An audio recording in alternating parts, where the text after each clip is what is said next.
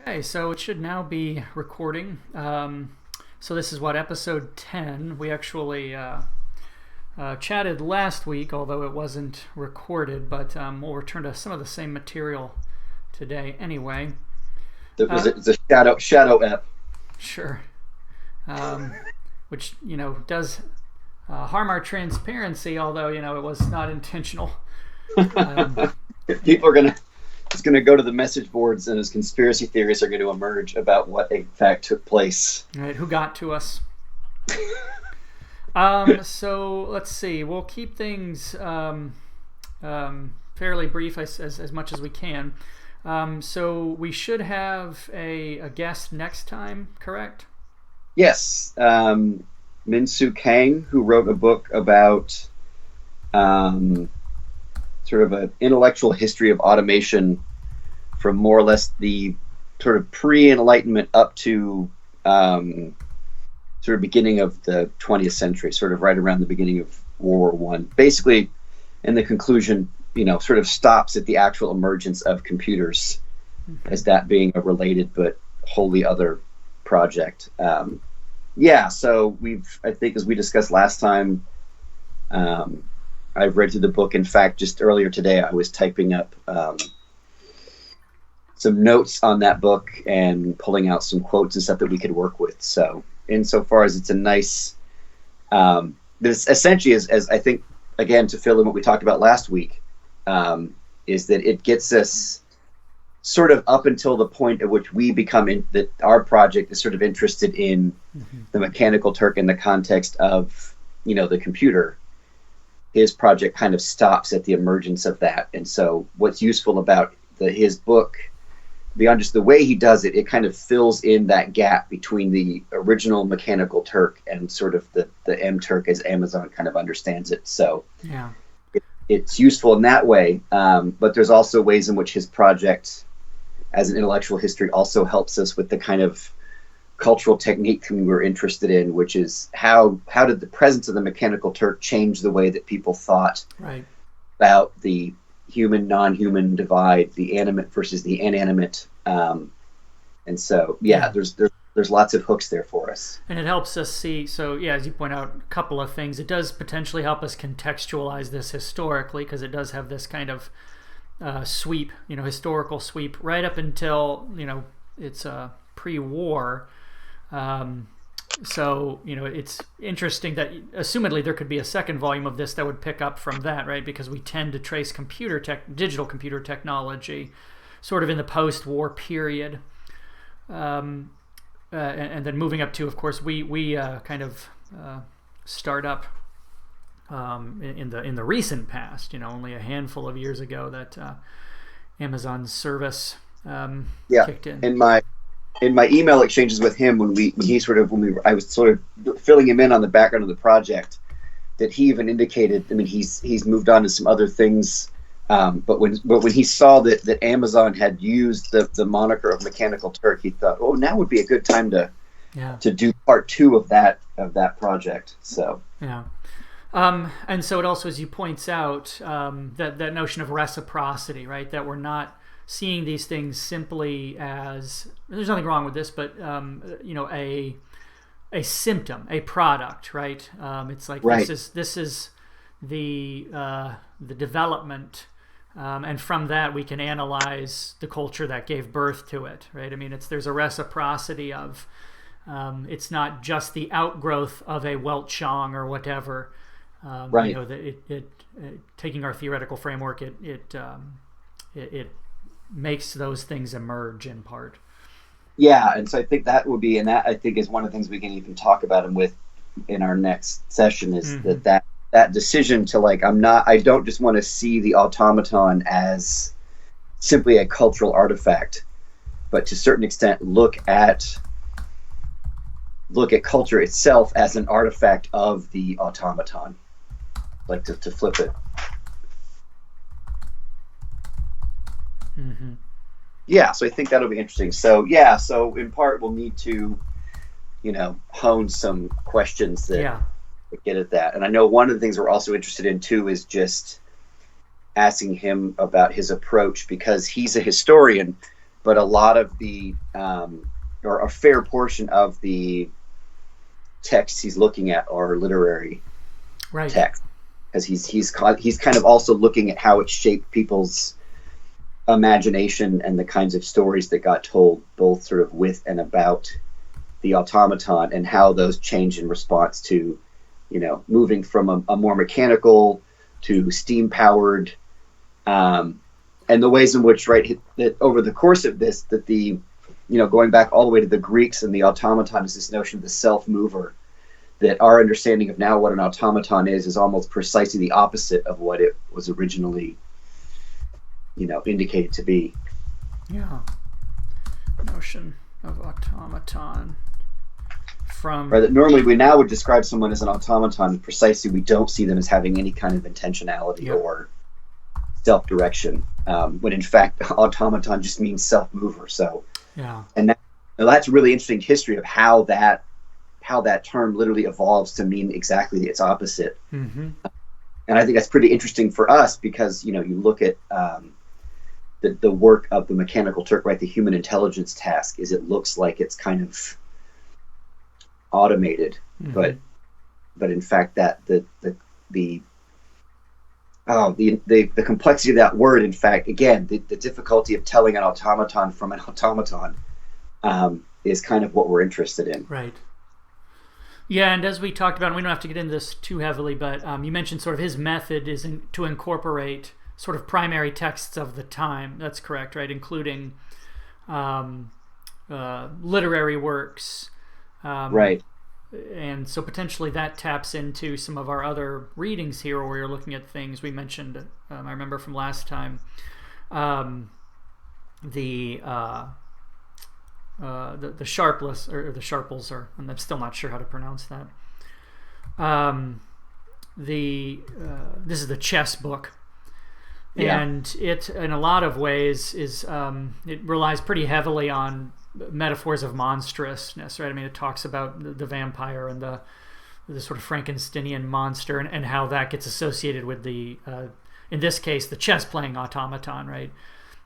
Specifically, it's looking at that because the chess robot, as it were, not only is that have its roots in the Turk itself, but that is always, maybe not always, we'd have to look at that, but it's at different points come to mean something. Chess as this sort of paragon of intellectual capacity. It is interesting because it needn't be that way at all. Right. There are lots of other ways you could test the capacity of the being. We talked last time, in fact, in a sense that's kind of, in a way, a kind of Cartesian notion of rationality, whereas earlier notions of automata were much more interested in organic growth, right? I mean, you were more human because you grew and you reproduced, right? You weren't a cold thinking thing. In fact, I just pulled this up. There's the character in a novel that Kang is writing about, that he goes so far as to claim that, quote, the more divine a man or a work of man is, the more it resembles a plant. Of all the forms of nature, this form is the most moral and the most beautiful, and so the highest and the most perfect mode of life would actually be nothing more than pure vegetating. Right. But of course, now for us, right, the notion if you describe someone as a vegetable, it's oftentimes Switched. someone that's in a coma, or right. So there's these terms kind of keep snaking in and out of each other in terms of what they mean, which for us, I think, suggests, right, that precisely the division between the human and the non-human is in fact constantly shifting in response to technological development. So of course we would see through history that machinic versus vegetable are going to oscillate in terms of their positive or negative connotations with respect to human intelligence or autonomy and things like that. And when that as a binary is getting inscribed, right? I mean, from our vantage point, we may see that as a perpetual binary, but it's possible that binary needn't exist, right? At some point it always existed, but you can see the kind of split between body and mind that we now ascribe, right? I mean, like, I'm just a vegetable, I just grow and reproduce and consume and produce, versus the high intellectual capacity of something like chess. From my vantage point, I can now see that in something like a Descartes and even back into a Plato, where we Yeah. see a split between this is not the real world, right? The real world is formal and perfect. This is an imperfect reflection that gets picked up potentially in Christianity as well, and then even in the rationalist split, even its supposed rejection of those kinds of things still potentially reinscribes. But that may be the judgment of the moment, saying, oh, that binary's always been there, and perhaps it's not. That binary is not existent. It's imposed potentially. Yeah. Anywho. So yeah, this I think will be a really productive discourse, and as you point out, we should probably formalize between now and then some questions, some talking points. Yeah. And I think this is, in terms of just scheduling it, it's slightly different. It's a fortnight. It's almost a fortnight from now, but it's Tuesday instead of Thursday, right? Yes. Yeah. So we'll just make sure we make that clear. So yeah, that'll be great. That's exciting. Yeah, and he is just down the road. So he's at University of Missouri St. Louis. So their campus is about 20 minutes from my campus. So, hopefully if we hit it off, this might be a we might revisit this or come back to this in interesting ways. So right, yeah, sorry, go ahead. No, because in many ways I think we could see. I mean, we're going to be looking at it. I think we're looking less at literary text, but to a certain extent, we are looking at a corpus of text and looking at it. So there's a weird sense in which this project kind of it's a future parallel to the kind of trajectory that his original book is on. But in many ways, I think that would be one of the things. I think formulating some question that was it purposeful or not that he avoided what we want to avoid, which is to simply treat the kind of mechanical Turk as simply a cultural artifact, but to actually see it as a kind of agent that was doing things to the people that are around it, and that beyond filling in the gaps between the mechanical Turk and now, that there's also a kind of ethos to his project that I think resonates with ours as well, is that we don't simply want to treat the mechanical Turk as a effect of culture, but to many ways see cultural developments as being driven by the problem introduced by the mechanical Turk. Mm-hmm. Yeah, so we talked about, and this is a continual issue, is sort of where are these things going to slot in terms of the work, and then also things like broader notions of peer review and attribution, right? Because we talked about, is this material, and I think this dialogue may help us clarify to what degree is the material from this conversation going to show up in our current product, which is focused on a content analysis. Would it manifest more in a later product dealing with more theoretical stuff? And perhaps this conversation will clarify that. How much of this is going to help contextualize the content analysis versus how much of this would be a more substantial plank of a theoretical extrapolation, Yeah. And sort of segueing from that, we do want to point out that we have gotten some comments on some of the things we have posted now, which we did discuss but didn't record. Oh, right, yeah. And we can see them now. So if we go to, for example, articulation of method, we can see there are some statements there. I'm going to move your window. Where Michael Richardson has been kind enough to provide some statements here. In fact, comments on our own comments, right? Yeah. Do we need to explicate the methodology here? Something about we're not necessarily revealing what's really there, but tracing how Turks is doing. And he says, can't hurt. Yeah. And now, could you maybe say, because I kind of missed this before, who this person is? Do you know who this is? Yeah, so I met him at a conference. He's a scholar in Australia who does lots of stuff. Right now, he was actually just at a conference on drones, and sort of like that's one of his particular interests. But he's done stuff on like witnessing and affective labor.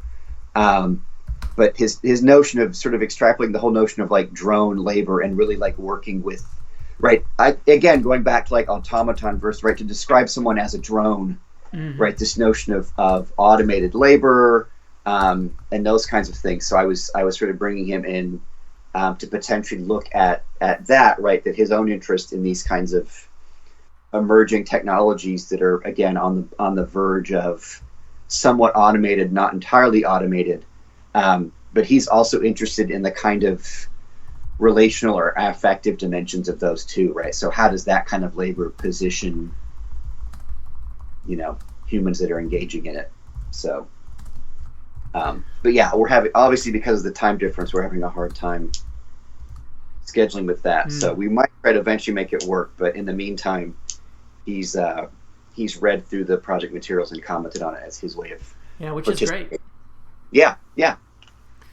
Um, and so, if I can get a thumbnail sketch from your interactions with his work, can you say more about sort of what his orientation to this is? Do you see him as a cultural critic, as someone who's interested in primarily labor practices? What would you say? I mean, to a certain extent, I think, right, that might be a good way of describing it. And in fact, I'm trying to pull up, yeah, because he's got, but also the labor component, right? So one of the pieces that when I was talking to him about that really, is he's got a 2018 article called "Drone Capitalism," and so there was also a sense in which that the affect component I was just describing was also tied to labor, insofar as are there ways of abstracting value from these kinds of semi-automated processes. And what was interesting, and this goes back to in part the earlier conversation we had with Casey about the cultural technique, is being able to not simply look at the mechanical Turk itself as the cultural technique, but that it was taking part in it, right? So things like Fiverr and Uber and the kind of gig economy. And so his notion of drone capitalism plugs in the sort of autonomous vehicle, like the drone, into that similar trajectory of those kinds of labor practices as well. So that's also the kind of background there as well. Yeah, great. So we can certainly look through these, as we kind of talked about, because of the way our instance of manifold is set up. What we have to do essentially is reconcile these kinds of comments and then re-ingest the text, which is something we can certainly do, and I've got it on the to-do list. Let me make sure I don't think. And I'm also I'm going to reconnect. So our Intermezzo team just had, I think, a week ago, because it's hosted by Jeff Rice, who's at University of Kentucky in Lexington, and several of the people that are tied to Intermezzo all came to Lexington for a couple of days to meet with some folks from Manifold to do some training and stuff. So I'm going to check in on what came of that. So it might be that we're potentially closer to an update than we've ever been. So anyway, so I'm gonna follow up on that, because I know that they did some training, and so there now might be features that perhaps might have been available but weren't, now are available, because our publisher now is potentially more up to speed on what Manifold does. So hopefully by the transitive property we will become more up to speed on what Manifold does. Right, and Jeff's been on before. Yeah, so potentially, you can shed some light on, can we upgrade, or we have a better handle now also on sort of what we'd like to do and what the platform is making. Bless you. You know what to ask. We kind of know what to ask for now. Exactly. Precisely. Yeah. We have a better sense of, these are the things we want to do, and it's either because of our own ignorance or its limitations we're struggling or whatever. And so related to that also was this question of, purely now, since we do have those comments there, this question of crediting, right? Should I set up, and I may have even started looking at this, because I do have there's now you've added a category, I believe, of credits under texts. We've got the project overview, articulation of method, articulation of theory, and then credits. Yeah, and I posted that credits. I now have I should be sharing my screen with you. Can you see what I'm looking at? I cannot. I still see you, but I will check the. Let me check the live feed. There we go. There we go. Sorry, I needed to do it through Skype. Right, so I added this category for annotators because I didn't know what else to do, and this also kind of returns to this question of I have been including because I asked you, I was the question of title. Is this person oh, okay, yeah. In part because I have been including that data, although that's a legitimate question about should I, or it reminds me of, I believe Kairos kind of has had this discussion in semi-public ways about, particularly early in their history, not including titles just because they wanted to, in a sense, kind of level the playing field a little bit more. Also incorporate the perspectives of professionals, right? So they were getting work, particularly early in their history, from people who were in professional and technical writing, who weren't in academia and weren't PhDs, but still were contributing valuable scholarship. So right now, I've lapsed into preserving that data, but it's a legitimate question. If at some point that makes more sense to level it, particularly if we're getting contributions from more people, who are outside of academia. And it might be as we go into the MTurk community itself, we might find that we're talking to people who aren't. Yeah, and does that run the risk of I don't know, potentially reinscribing some hierarchies, or potentially discounting some people's contribution, even just visually. Right now we have one person, and so what is that? Yeah. Does this question change if there's now more than one person we're talking to is outside of academia? Yeah, or even if it is just one person, does that then? Because then it's right. Yeah, so it is. It's sort of this ethical question of attribution that's going to be an ongoing concern, and if at some point it makes sense to remove that data point. Yeah. And even do we do institutional affiliation, and does that run in the same column as well? Right. So, Yeah, that one hits home for me just because of other scholarship. I mean, you remember since we wrote our dissertations in the same room, location was an important data point for me. And a lot of early online journals in the field, I think, removed it, some of them explicitly, for ethical reasons. They didn't want to associate people with institutions because, the sort of the ethic of that, the sort of institutional lean of that. For me, that was a huge problem because I had to then try and find out what were these people's institutional affiliations because I was looking specifically at location. Right. Yeah. And so, ethical choices have effects, right? So, right, particularly if we're trying to do if potentially one of the ethos of our project is this notion of distributed collaboration. Yeah. If we then say where everybody's at, do we reinscribe them back into their location? Where for us, the only location that matters is potentially the manifold site itself. Right. Well, but although even look at things like the difficulties of coordinating with Michael Richardson because he's in, right? I mean, there's very, very pragmatic concerns of it's going to be tough to get him in a video chat. Yep. So his contributions potentially have to be asynchronous through text, and that's a different scenario than, virtually speaking with someone. Yeah. Yeah, I mean, trying to disentangle the pragmatic from the, intellectual is a fool's errand, although it's one we're trying to do. Well, in some interesting ways, I was talking to somebody's dissertation committee I'm on, and they're doing a study that's going to involve IRB, and related, this is where we got to it. There's a it's probably 10 years old now, a piece about researching student writing and collecting samples, and one of the things that Andrea Lunsford did, and she did it many years ago before IRB. and so collected writing samples from a number of universities from around the country, and they just simply submitted their student essays. And then did it again in 2006, where he had to negotiate the IRB of every institution that was involved. And there's this great line at the end of the message section, right? And we did all of this work for 18 months so that we can now tell you that in a randomly selected 800, we found 642 comma splices, right? All that worked, but the way that IRB had changed in that period essentially turned what took 6 months into 18 months. Right. And a big bulk of that delay was negotiating the IRB for 20 different institutions.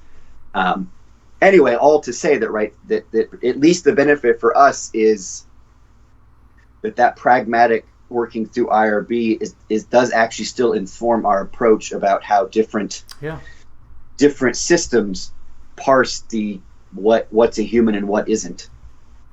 Yeah, and that's something Amy Evans talked to us about, right? I mean, in fact, even this which is basically, if you're not a subject at risk, you don't show up to us. Yeah. And how it changed the breakdown of what became our products, right? Because some of that is just parsed along the lines of IRB approval, right? The first one, we were essentially assured we don't need it because we're using anonymized, semi-public data. The second one, we will. We're going to need it because we're doing things like surveys, so yeah.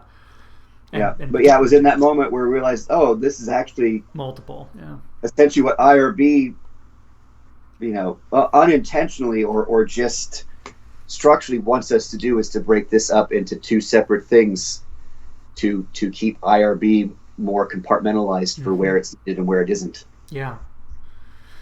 And so potentially relating to this, and I'm not exactly sure, I don't have an answer for this one, but so the publicly available data is starting to become cumbersome.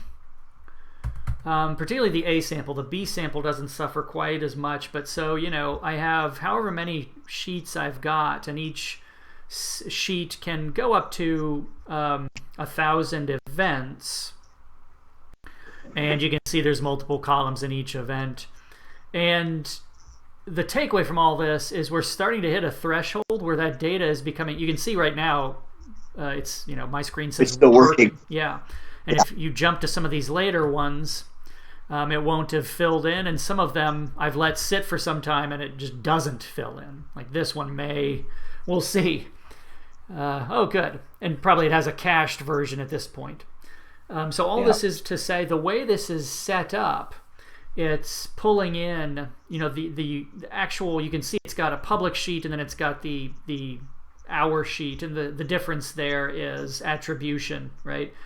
The one thing Amy Evans kind of pointed out to us was some of the requesters are clearly just using their names.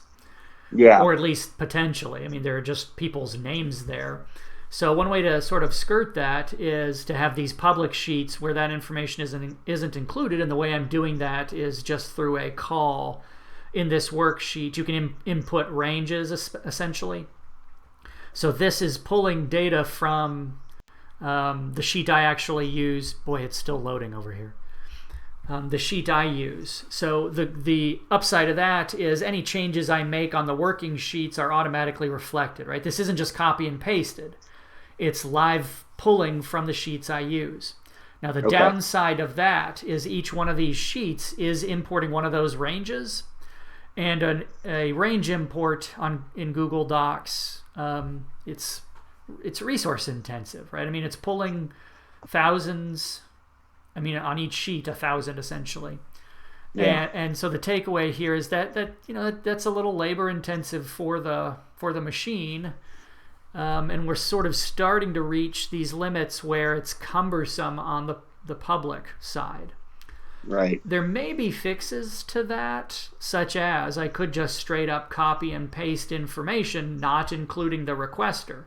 Then it would be much more sprightly because it's not doing that live request. It's just presenting textual data. Mm-hmm. It still can be a little sluggish, but not nearly as, the overhead is not nearly as high.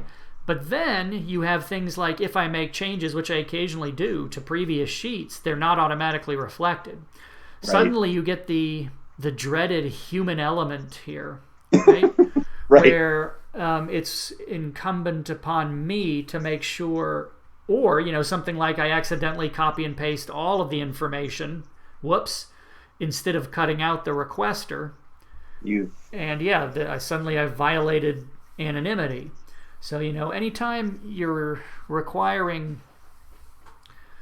even a human like me to make those kinds of manual things, in a sense it very much relates to our subject matter, right? Right. The goal here would be to cut me out of this as much as possible. Yeah. And again, that's you, and you're almost an automaton. Close. Mm-hmm. I'm pretty checklist driven.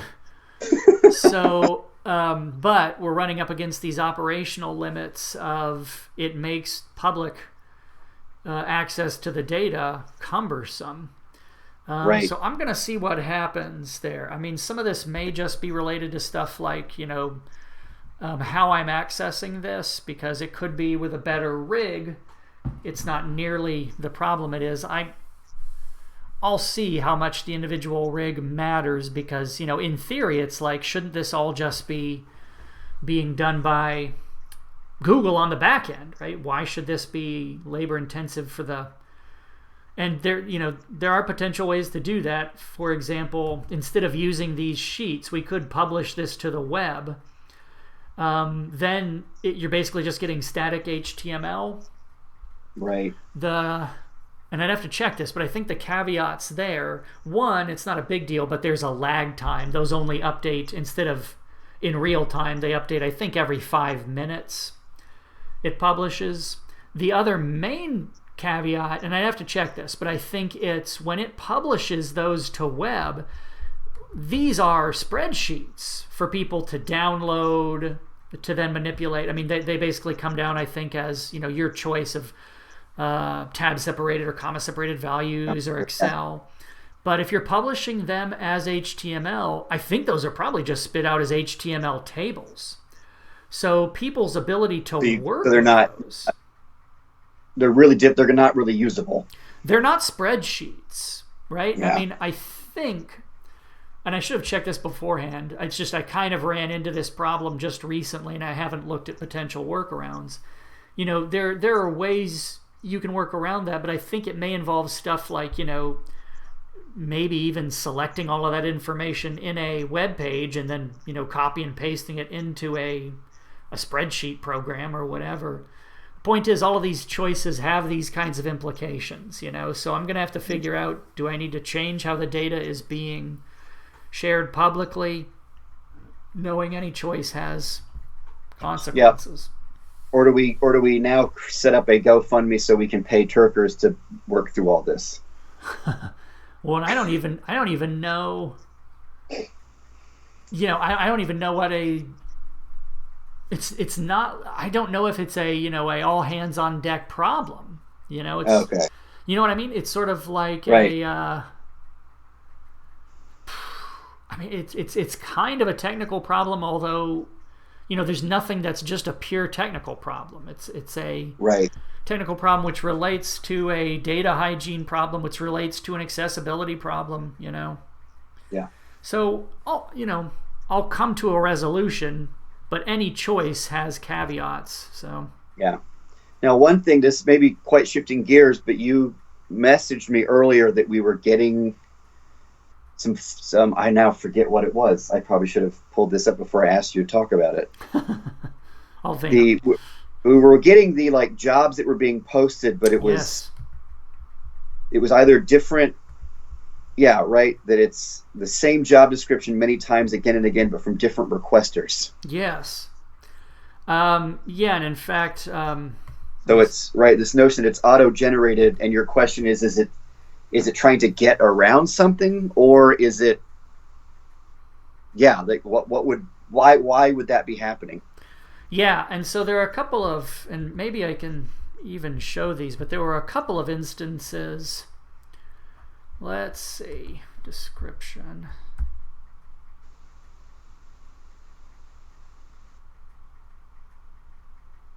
Is this one it? I think it came a little bit later. Yeah, okay, so here's some good examples. where you can see you're getting, in some cases, nearly identical jobs, or in some instances, identical jobs in terms of their description. Yeah, I guess this is maybe an example. But the requester is unique. Now, I don't have the requester here because this is public. And again, this is an aspect of the information that the public wouldn't be able to see precisely because requester is concealed. But we can see it, and the requester is unique. And which so makes it interesting, but not public.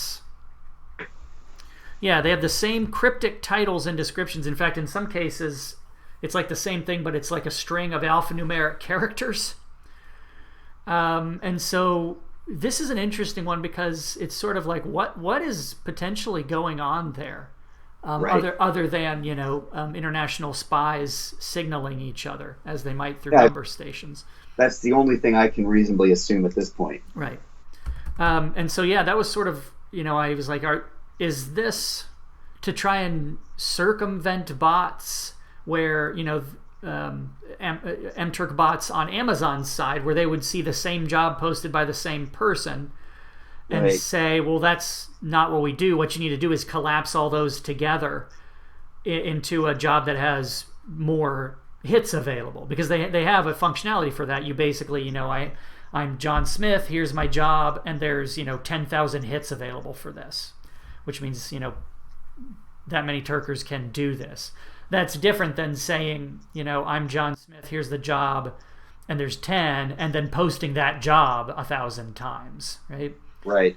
So, is this a strategy to circumvent the service itself? And then I also pointed out, are these things being almost, and I think they are, being produced by bots?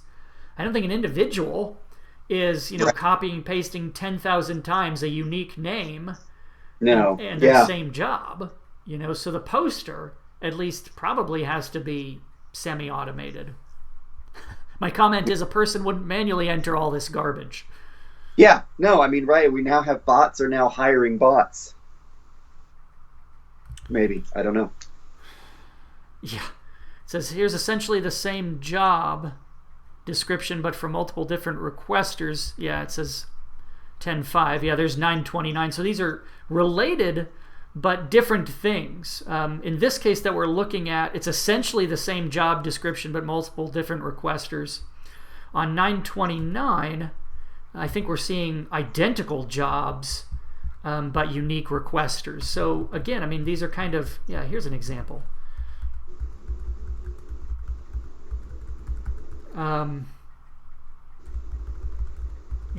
Ad hoc match, ACC and then JP, which is code for Japanese. Something is happening here. Yeah.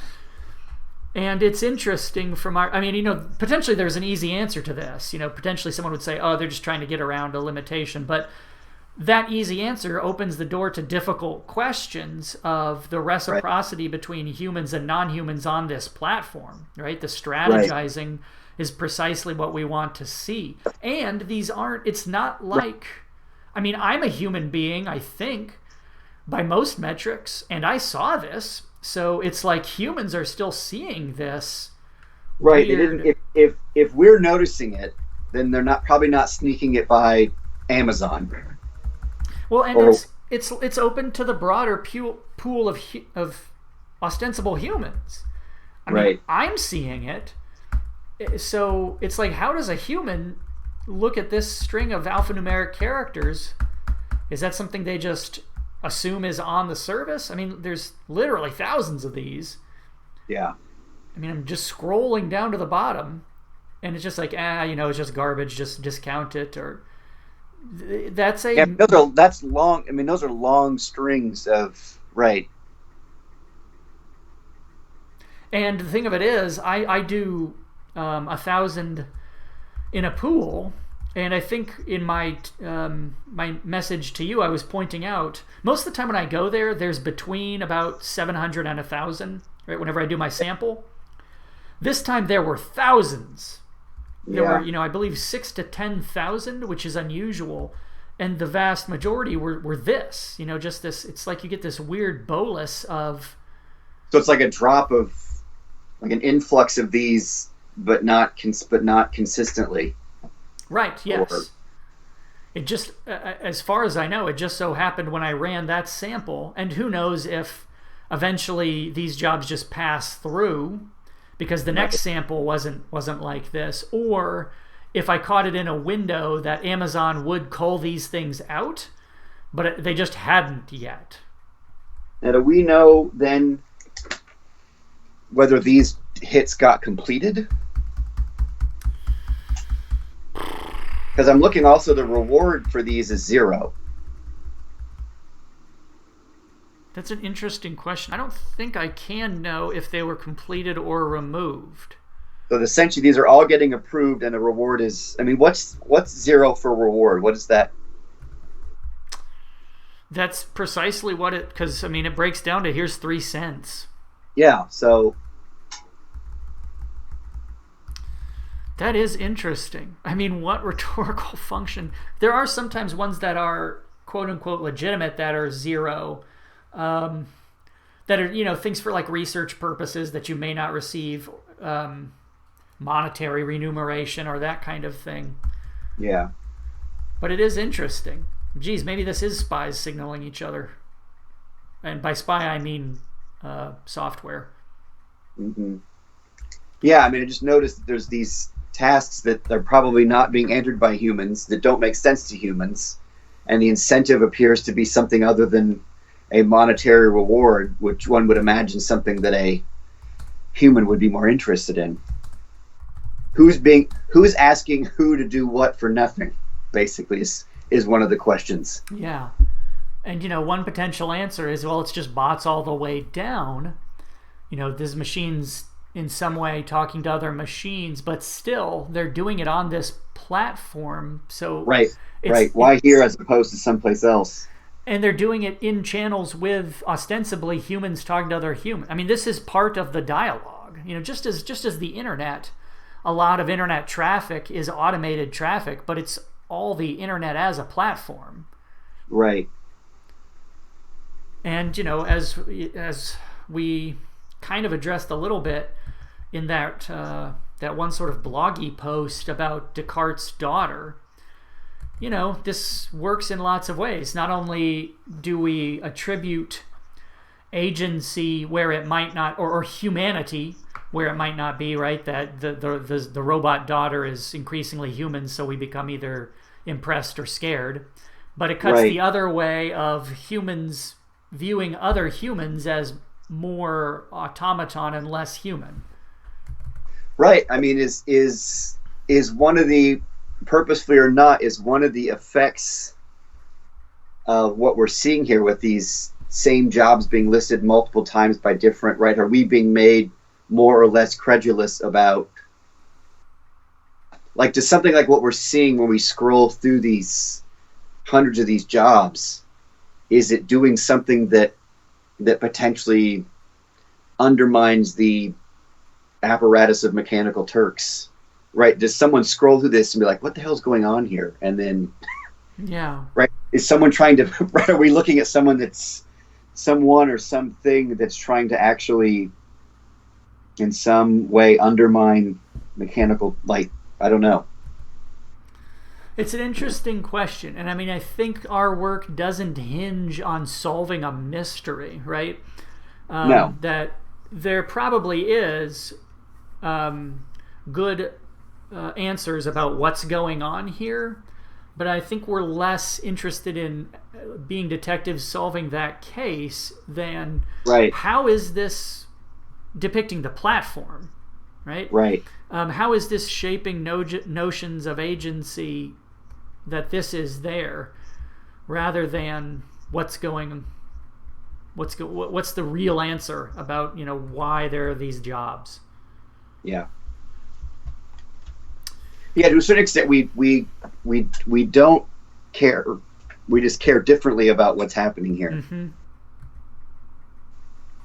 Yeah. I mean, the analogy is we actually are less interested in what's going on inside the cabinet of the Mechanical Turk. Sure. as far as figuring out like how it actually works. Yeah. Than the effects, the culture that responds and, both responds and produces to it, the Right. implications it has on other concepts and other behaviors. Yeah. Anywho, Still though, I wish, like it'd be interesting to know like who's doing this and why. Like is this a, if we'd been doing this for a while or did it for longer, right? Is this actually a more or less common phenomenon on Amazon? Like if we got a hold of, somebody that's in charge of Mechanical Turks, like, yeah, we see these crop up every other week and it's this or something. I don't know. yeah, and that might be because certainly we could sound out somebody, or I mean, even just file a question with Mechanical Turk's help and Yeah. say, "Hey, I'm seeing all of these. What is that?" And you may get an Yeah. automated response, but still, Yeah. yeah, there are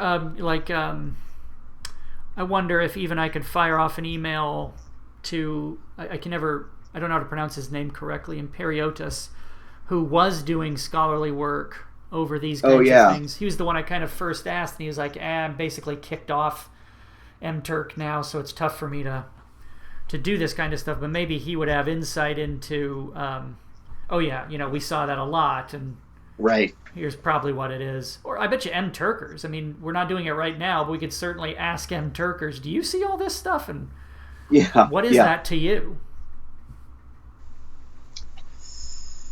Yeah. Anyway, interesting question. So, in the interest of, as always, we kind of started with hopefully this one will be short. Never is. Yeah. It's always valuable. It's never brief.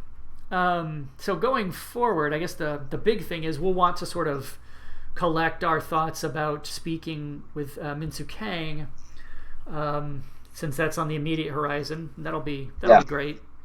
Yeah.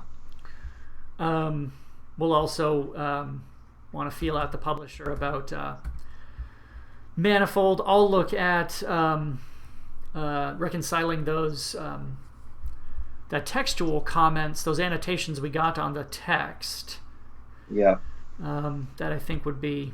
And then I guess related, like what's our time frame on continuing to collect? I mean, now that it looks like we're running into some volume or issues created by volume. Yeah, my sort of tacit plan would probably stop collecting around the end of November. Okay, I think that's what I remember. That may actually be in the articulation of method. I may have had. I don't think I had a date. I think I had sort of once I get in the ballpark of this number of events. Okay. But it would put it around there. I not too long ago sort of had a count of events to see where we were, and we were a little over half. It was 10,000 something. But because kind of my thinking was to stop the collection around then, because then I would have the ability when the semester ends to start running some of the processing tasks, and that'll move us to a new phase where we're no longer collecting, but we can start talking about, all right, here's the processing, here's what I'm seeing, here's this and that. That'll move us to a different phase, and then ostensibly once we start to see some results and start to interpret results, we could start writing a corresponding paper, ideally springish, I guess. I was listening. I just got a message from somebody on Twitter that they were actually watching and had dropped a question into the live stream.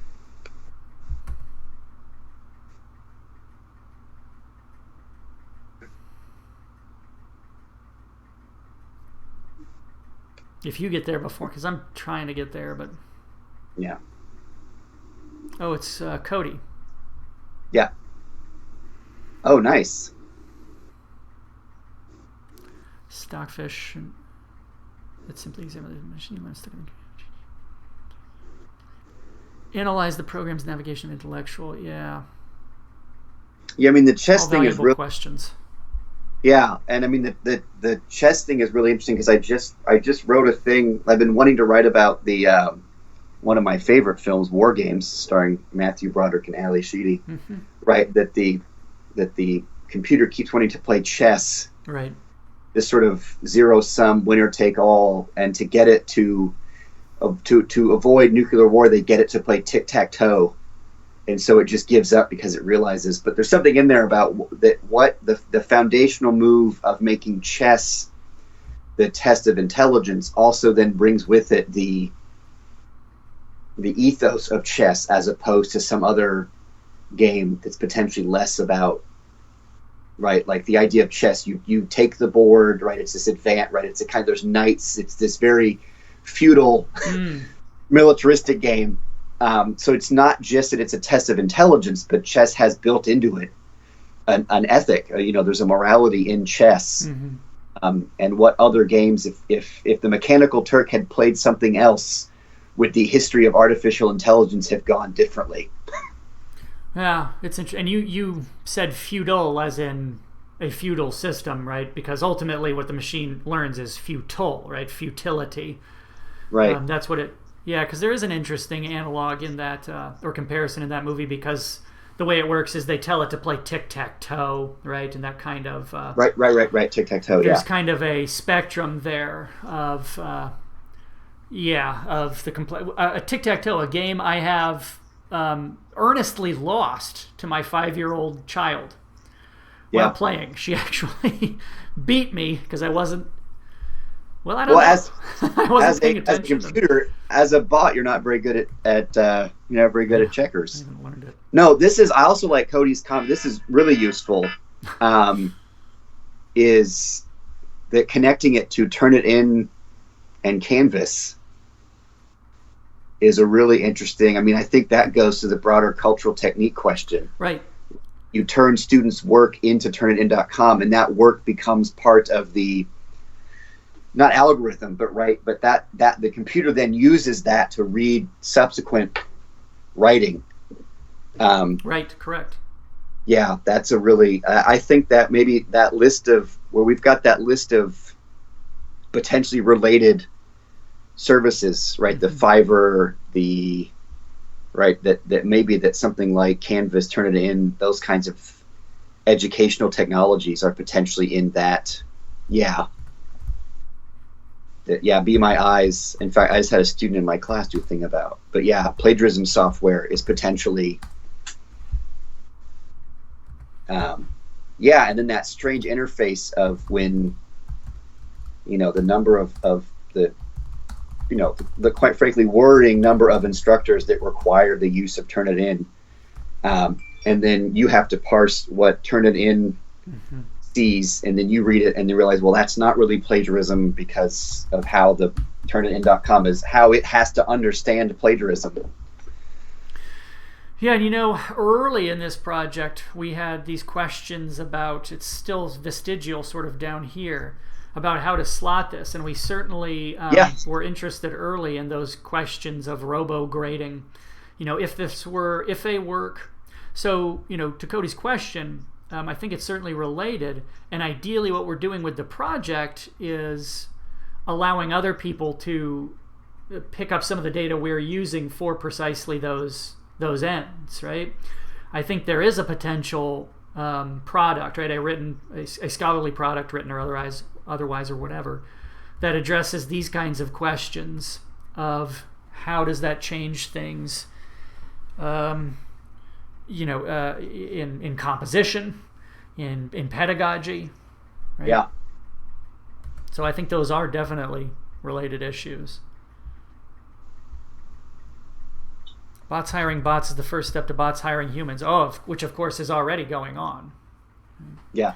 I mean, even on Mechanical Turk itself, some of those jobs are bot posted, and then in ongoing labor, we're already in coalition with bots to do things like filter in and out resumes and there are even some overtures to things like trying to read a person's productivity in advance, right? The same way that we do this with things like school admissions. You try to get a sense, and in a different degree, things like recidivism of crime. I mean, that's already going on. Predictive policing is already deeply entrenched, where someone will be released and they'll have a score. Is this person likely to commit a similar crime again? And there's a numeric score that comes from a software application that will say, yeah, this person's probably going to do it again. It's pre-crime. It's interesting and terrifying, and that is not science fiction. That is well ensconced. It's been going on for some time now.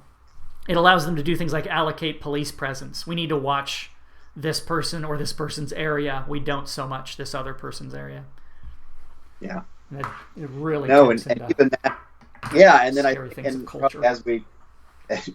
we move to finish off, I mean, even the kind of humorous sentence of bots hiring bots is the first steps to bots hiring humans, and does in fact get it right, even within the syntax or semantics of that sentence, right? Being able to parse, right? That it's not just that bots hiring bots is the first steps to bots hiring humans, but that whole interaction of bots and humans is precisely also composing the difference between bots and humans. I mean, I think that's kind of larger interest too. Is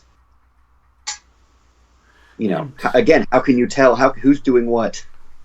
Right. Is the question of who's doing what also becomes the question of who's what and what's what. Yeah, and how that gets consistently rearticulated. That's certainly something we can talk about with Min-Soo Kang, probably. This question of articulation, and from one perspective, how those goalposts keep getting moved. Right. That's something Cody points out. Right. Go wasn't programmable until it was. Right. It was seen to be irreducibly complex until it was. And so we keep kind of shifting this notion. And, all the time I see, now machines are better at StarCraft than us, right? Now machines can do these things that the sort of shifting notion of sort of this Platonic notion of encroachment. Now they're doing this better than us. What's left to us? It's sort of this, notion of the ground keeps falling away and we're increasingly perched on a smaller and smaller platform lest we fall into the abyss. No, and this is what I really want to talk to Min-Soo Kang about is you see, right? Well, now, no, vegetables are good again. Well, why? Well, because we know that plants aren't good at it. I mean, that machines aren't good about it. So what you see in his history is human beings, as the goalposts move, then we switch back to, right, whatever machines are good about. So weird enough, once it looks as if machines can think, then it turns out what makes humans is not our thinking, but our vegetating. Right. They can think, but can they feel? And then that's interesting.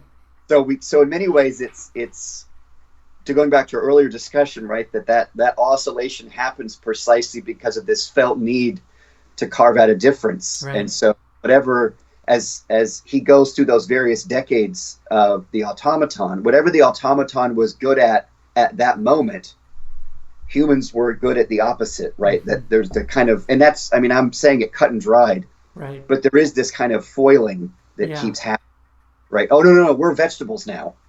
I'm seeing that in the stuff I'm doing with nutrition right now, about how there's a weird tension between sort of hyper quantification and dismissal of quantification, kind of in the same breath.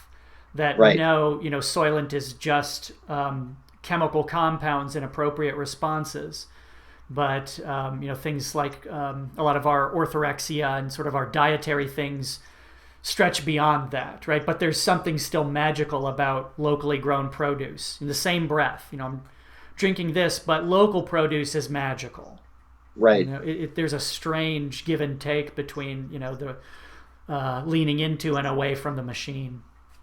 Yeah, I mean, I think even the emergence of something like the paleo diet. Yeah. It's the weird attempt to, let's go back to the fundamental human, right? Before technology spoiled us, right? Let's go back to what Neanderthals ate, because that's the most human, right? Again, that paleo is an attempt to unwind and find the human, not the human that's been somehow compromised by Yeah. technical And systems. curiously, a lot of times those dietary plans are pitched as you need technology as the conduit, right? It's not let's go live in caves. It's I need you to buy this dehydrator in order to make your beef jerky, right? Right. Technology is the means of primal transcendence. It's it taps back into Richard Brodigan's The Machines of Grace. They're watched over by machines of loving grace. There's this weird fusion. Yeah, the paleo one's always interesting to me because it's not arbitrary, but it's heavily interested. Let's pick this moment in evolution and say that's the real human. It's like, what about a million years before or after that? Why wasn't that? It's the same thing with the kind of deep ecology or Earth First movement. Still imagines an Earth that's habitable for humans. Yeah. Not the Earth at the moment in which the planet that became the moon crashed into it. Was molten. Why isn't that what the Earth wants? No, the Earth, if you ask Gaia, she really liked when it was just a molten mass that had not even become terrestrial yet. Yeah. Yeah. No, the idyllic version of the Earth is still roughly the same oxygen level. It's green. The water is drinkable. It's Edenic. Yes. So when we imagine the Earth without humans on it, it's only the Earth that existed when humans were on it. Yeah. We can't escape ourselves even when we imagine a world without us. It's a world that we could still live in. A world for us, if not of us. Yeah. All right. Well, anyway, we could keep. That's going. That's a good line to end on. Yeah, and it's great that we're having some text chat during the. Gosh, I mean that means I now have to pay attention to this. I got one more screen to manage now. Oh yeah, and we're getting some annotations. So I'm looking at your screen. I'm looking at my Skype. I've got the YouTube stream up. I'm now looking at 4 versions of myself that are all out of sync. I'm trying to avoid the thing where it turns into that infinite scroll backward because it's looking at itself. Yeah. But if there's a metaphor for this, it's probably that. So yeah, going forward, we can make sure we formalize our questions, and then we've got those other kind of to-do tasks. Some of them linger, some of them haunt.